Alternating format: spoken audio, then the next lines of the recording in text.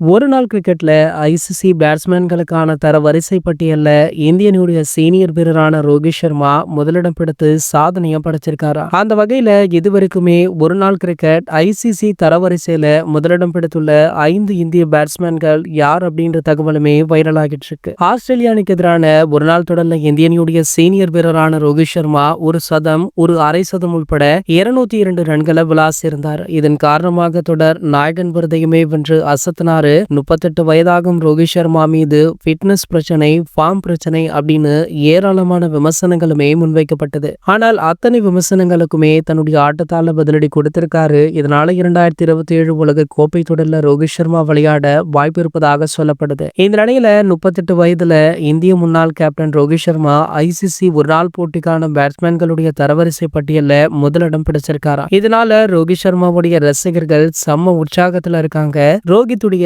Cricket வாழ்க்கையில அவர் எந்த ஒரு கிரிக்கெட் வடிவத்திலுமே ஐசிசி தரவரிசையில முதலிடம் பிடித்ததே கிடையாதா. இந்த நிலையில ஐசிசி ஒரு நாள் கிரிக்கெட் பேட்ஸ்மேன்களுக்கான தரவரிசையில முதலிடம் பிடித்து ஒரு மிகப்பெரிய சாதனையை படைச்சிருக்காரு. இது வரைக்குமே இந்திய கிரிக்கெட் வரலாற்றிலேயே 5 பேட்ஸ்மேன்கள் நம்பர் 1 இடத்தை பிடிச்சிருக்காங்க.